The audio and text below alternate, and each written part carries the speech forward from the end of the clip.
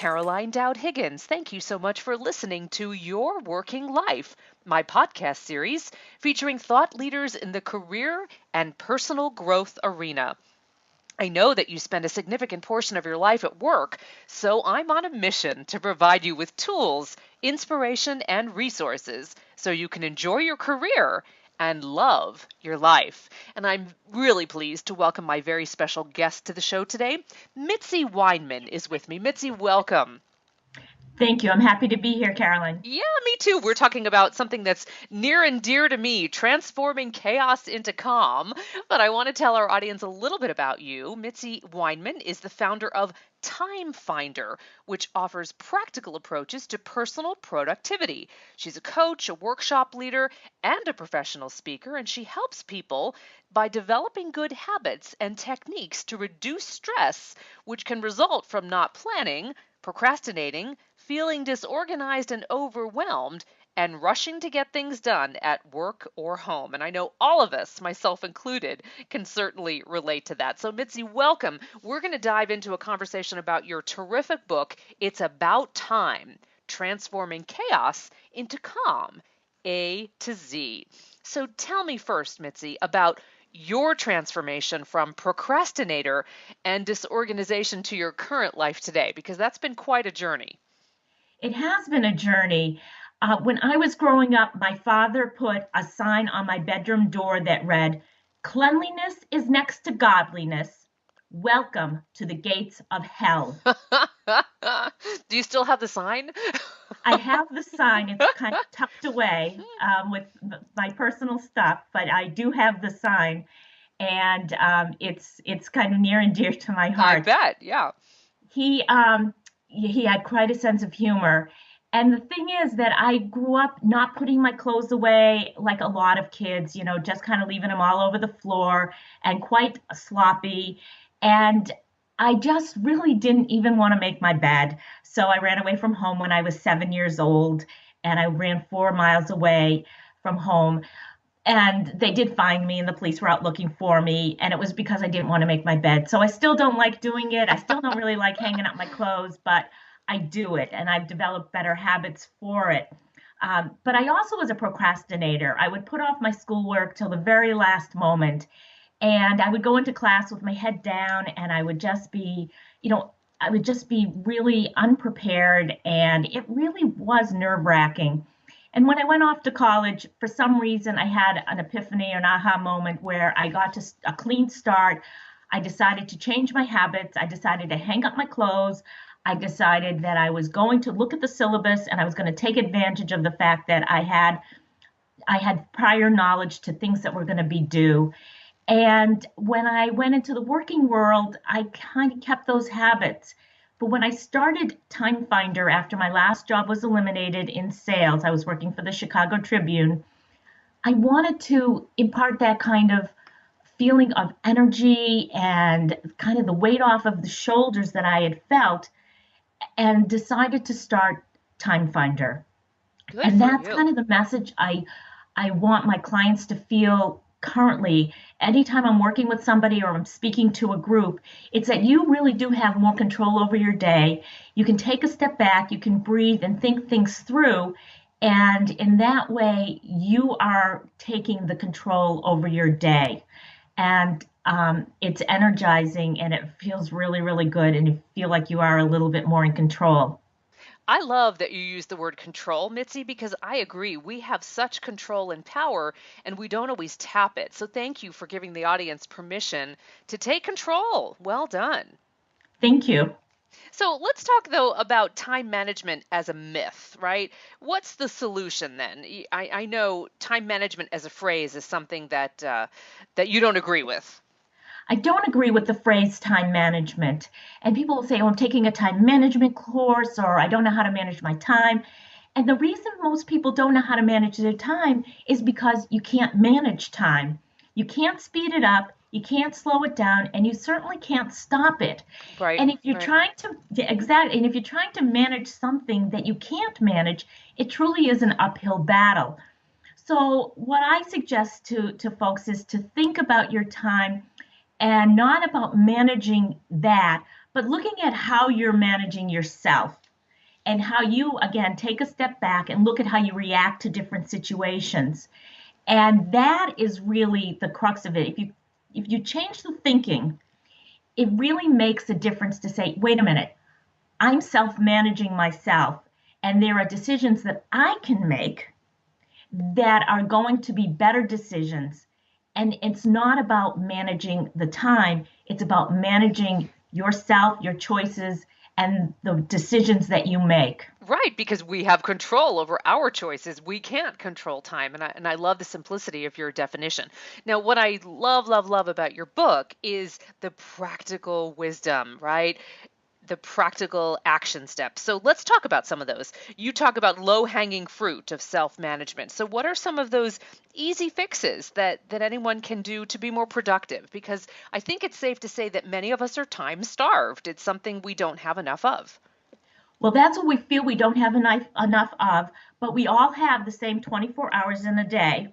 It's just how we approach it. Good point. So, um, so some of the low-hanging fruit would include, and these tips have really changed a lot of the way my clients look at their day, and they feel so much more productive.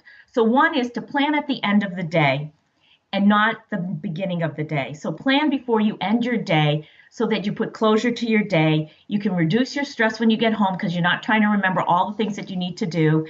And it really truly makes a difference because when you come in the next day, you want to focus on your most important task or the thing you're dreading the most. So if you've planned the night before, you're ready to go the next day, and you want to start off doing the priority.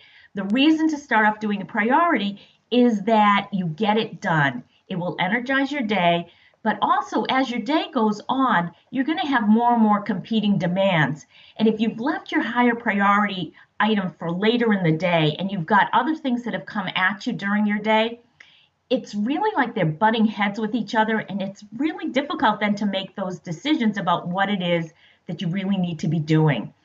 So when you work from higher priority to lower priority in your day, and you're working on things that are less important later in your day, you get to go home and you Yeah. don't feel badly about it.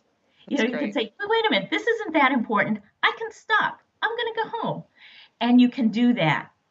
So those are two of the lower hanging fruit. It's planning at the end of the day and doing something that's really important first thing in the morning when you first start your day. Excellent. Another, I love those ideas. I love those ideas because how often do we push that really important stuff to the end of the day and then it's stressful and we end up doing it at night? So, again, taking control about prioritization. well, I think the myth that people have is that if I get a lot of these little things taken care of, I'll have this big, perfect block of time to do the project. Yeah. And that big, perfect block of time just doesn't happen because there are so many other things coming at you. And you've got to get the important thing done earlier in your day, even if you're not. And, people say, well, I'm not really a morning person. And I kind of say, well, I understand that. But you know what? You got to kind of bite the bullet and you got Right. to do the thing earlier. You have focus, you have energy that time of day. I get it. It's an efficient way to use that time. Now, I know, Mitzi, you also believe that some of the planning tools out there, like Outlook or Google Calendar, can be helpful. So tell me more about that. So it's important to use a planning tool, firstly, that you're comfortable with, but it's really tying the to do and the task to when you're going to do it. It's not necessarily what the deadline is, which you should know, but it's when am I going to work on this? So when you start looking at your to dos, you break things down into small bite sized doable pieces. And then you look at, okay, when am I going to work on this? And you need to put it into something. And what I mean by something, it could be into Google Calendar as the task, the to do, the Google Calendar, it could be Outlook, it could be a paper planner. There's Hmm. nothing wrong with paper. And it's getting that task in there so that it's tied to when you're going to do it. Because if you just make that long laundry list of to-dos and you pick and you choose, you're probably picking and choosing not really the right things for the day. But when you start to see how you're planning your day and the things that you need to do on that day, it gives your day focus And you can create more realistic expectations with people that you're working with as to what you can do, what you might not be able to do. So it really is working to your advantage. I To like it. Clarity of expectations and realistic expectations because you're right. Sometimes our to do list is so long, it's just impossible to conquer. It's like a wish list. And I'll tell my clients, don't make wish lists because they're just not going to happen. I had a client one time and I was sitting with her and she said, I have to get all of these things done by the end of the day. And I usually don't ask clients to do this, but I said, all right, we'll put a time frame next to how long it's going to take you to do each of these things. She did, she added it up, and it was good. She was going to be there till 2 in the morning. And I said, Wow. are you Yeah. really going to be there till 2 in the morning? She says, no. And I Hmm. said, all right, then let's pick what's really important for today. If you only have one thing you can do today, what would that one thing be? And then start using that phrase to figure out what you need to be doing then first, and then next, and then next. Well, and I appreciate your coaching philosophy behind that too, right? Because we don't have to finish everything in one day. So creating those expectations not only for ourselves, but the people with whom we work and our family, we need to teach others how to treat us. Well, exactly. I think I find this that folks are really uncomfortable with the fact that there's stuff left undone. Right. And I kind of attribute it to the fact that when we were in school, our semesters wrapped up with our finals. And when we had summer jobs, there was no real carryover if we were, if we worked as a waitress or a waiter in a restaurant, or we had no carryovers, it seemed. And everything got kind of wrapped up nicely like a neat package. But then we enter the real world. And then there's all this stuff that gets carried over days and weeks that projects just don't get finished in one day. And things kind of tend to linger, or we're waiting for somebody to get back to us, which is not so fun, with information that we can't move forward until we get that from that person. And that's the real world. Excellent. So I want to talk to you, Mitzi, about me time. As a career coach, I really try to coach the clients with whom I work to schedule their own time for them, to really honor themselves. And I have a feeling that you are of the same mind, that we need to really prioritize on time for ourselves, to nurture ourselves. But take it away. Tell me about me time.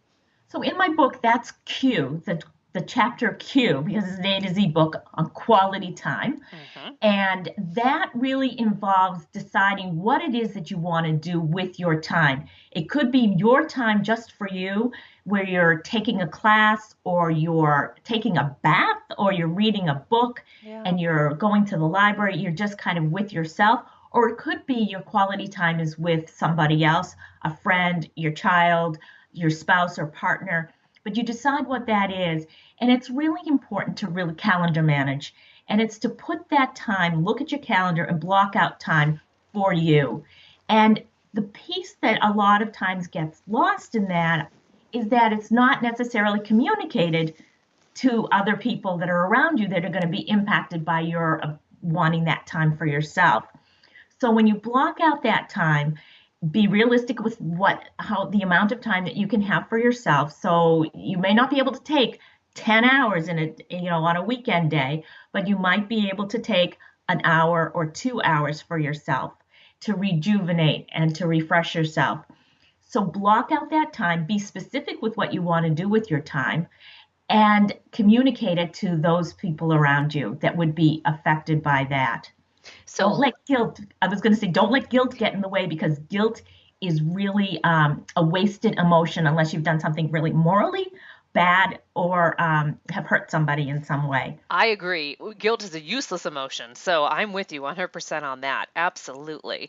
Unless, as you said, there's something egregious involved, but that's not what we're talking about. So I loved how you talked about carving out me time. Let's talk about families, right? Because I think about so many working parents and how they'd love to sit down and have dinner with their kids, for example, but they've got soccer, or they've got, a different practice, a different session. It gets a little crazy at a certain point. So how do you spend time with your family? Well, it's doing really the same thing that you do for the quality or the me time for you. It's really looking at the calendar and starting to block out that time. But it also involves making sometimes some tough decisions. And sometimes people don't like to hear what I have to say, where you might need to limit the activities of your kids. Yeah. And so that you do have that time together. You mentioned family meal time. Meal time is one of the most important pieces of a child's development and growth. Spending that time at the table for meals is so important. It's a health benefit, it's a communication benefit. It helps reduce drug and alcohol use in our kids. There are so many great things about spending mealtime together. So that may be where you start. It's like, okay, let me look at the calendar and let me just get one Sunday family dinner a week, and then maybe work to get it built up to maybe it's 2 meals a week. If your family's going in so many different directions, some families have way more than 1 meal a week with each other, and which is so fabulous. But you have to look at the calendar. You have to figure out where the time is going. Are you commuting so much to and from the soccer games, to and from the ballet practices, to and from gymnastics and music lessons, and that one child maybe has 2 or 3 activities that are just overwhelming and they can't even get to their homework Right. without being exhausted. Well, again, thank you for giving the listeners permission to say sometimes less is more, right? So, Exactly. focused activities that the kids really enjoy as opposed to being involved in everything. That's great, Mitzi. Thank you. All right. So, this one is a tricky, slippery slope topic, right? So many of us spend a lot of time every day checking our various social media sites. Now, I get it if that's part of your business strategy, that's work time. But I'm just talking about Facebook and Twitter, even LinkedIn, um, you know, the Instagram sites. I mean, those are really a time suck. So talk to us about being strategic with social media. Well, if it is part of your business, then you need to use the word strategic. You need to plan strategically. Why are you using Facebook or LinkedIn, and how are you going to use it if it's something that you want to post something every day? So figure it out. Plan for that. If you're using social media for social purposes and you're looking at your friends and all the activities they're doing and the food they're eating and the cute, puppy dog videos, then you need to figure out when is really the best time for me to be doing that. And if you're working for a company, probably during your workday is not a good time to do that unless you decide you want to do it and do it at lunch. I have a client who was doing it throughout his day, going to his cell phone and looking at Facebook. And we had to, I had to say, you know what, that's really not a good use of your time, especially if you're trying to meet deadlines. But at lunchtime, do that. Or when you get home from work, go to Facebook, but not during the working day. So you've got to really think it through, like, how is it eating up my time? If I'm the person complaining that I've got so much work to do, I don't get home early enough, I'm eating dinner at 9 o'clock, examine, is Facebook, is Twitter, is LinkedIn, are those things really, as you use the word, sucking up your time so that you are really not productive in your day? And think it through. I take that again, it's taking that step back and saying, okay, let me be realistic about this. And, I I agree. need You to you make changes. you have to do that time audit, right? And determine if that use of social media is quality, valuable time for you. I like it. Good, good. So, what I loved about your book, Mitzi, is you talk about saying no, right? And I'm sure you've heard this as well. No can be a complete sentence as a one word with punctuation at the end, right? So, Exactly. why do we need to learn to say no? Well, as important it is to be able to say no, it's also important to be able to say yes. And so I want to give yes its due. Good. But no is important because many times we get pulled into something feeling guilty that we really should be a quote team player, or we really should help with this particular committee. Now, there are certain times you can't say no if your manager comes to you and there's a project and it's part of your performance evaluation. You're not going to say no to it. Uh, but you can have a discussion about deadlines. However, being able to say no is looking at what is being asked of you, taking a step back, breathing first before you respond. and think through, if I say yes to this, am I going to regret it? Am I going to say, oh my gosh, this is just going to eat up too much of my time? Why did I say yes to this? And start begrudging the fact that you did that. So think that through first before you actually respond. And when you respond to somebody, do it kindly. I had to do this just last week. Somebody asked me to go out and solicit funds for a school something. And I wasn't going to do it. But one of the things I wasn't going to say is that I'm too busy, because we don't want to, no one wants to hear that. We're all too We're all busy. busy, right? So I had to just say, thank you so much for asking me. I'm not going to be able to do it. Please let me know if there's another opportunity that comes up where you might need my help. And in that way, she might have been not happy with me. However, I didn't want to make a lot of excuses, and you don't want to make a lot of excuses, because someone will say, "Oh, but you can fit it in anyway," or "You can do this," or "You can, yeah, oh, sure, you can do this." You can ask, "Is there a part of the project that I might be able to help with, but not do the whole thing?" And you might say, "You know what? I know so and so might not be happy with you, but I know so and so who's much better at this than I am. Maybe you want to try them and see if they can help you with this." But you want to do it in a positive way. I like it. And I also appreciate that no might just mean no now, not no always. So I love how you said, circle back with me and perhaps there's something else I can do in the future. That's a wonderful way to let them know it's just not opportune at this time.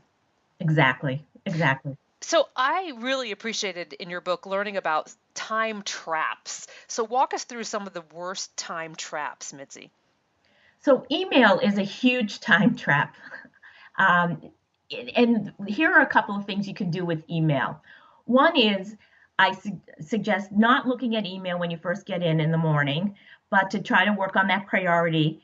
Um, but when you've got email, and you're sending an email, make your subject line really specific. And what I mean by that is put dates, put deadlines, so that when someone is scrolling through their inbox, your email will stand out. Put the most important information at the beginning of your email. Let people know that they do not have to respond back if you don't want them to respond back, or they should not reply all, because nothing is worse than a reply all when you have 14 people on Oh, an yeah. email. So, but the subject line is really huge, and you can really make it specific. Meetings are another time trap.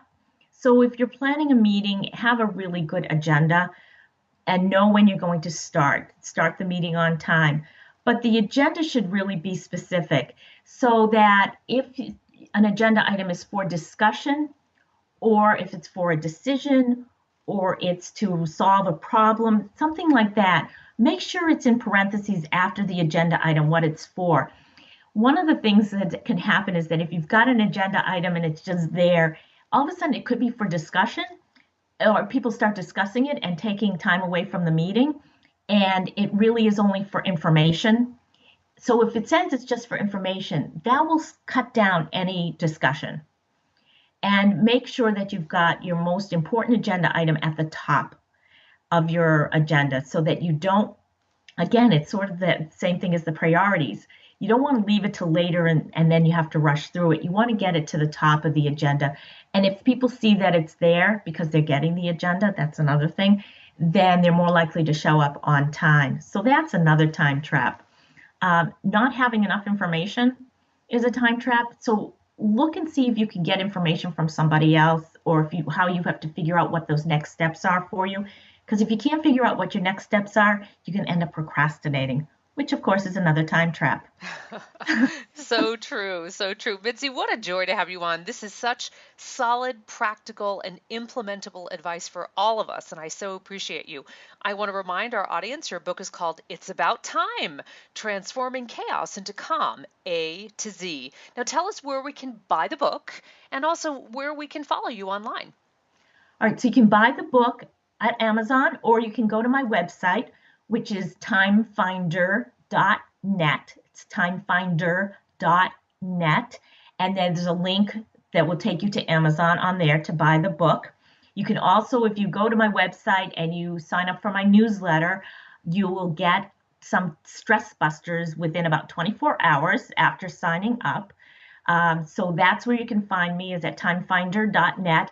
I'm on Facebook and I'm on Twitter. I'm on LinkedIn, all of those sites. But you can link and get to those to me through my website, timefinder.net. Excellent. Mitzi Weinman, what a joy to have you on. I thank you so much for sharing your time and your expertise. I know how valuable both of them are, and I wish you great success in your coaching practice, your speaking world, and certainly with this wonderful book. Thanks for being with me today. Thank you so much for having me on. And I want to thank our listeners for tuning into Your Working Life, where my goal is to help you design your career destiny so it doesn't happen by default. True career and life satisfaction is really possible, so it's time to embrace what you love doing so you can do more of it. I'm Caroline Dowd-Higgins. Take good care.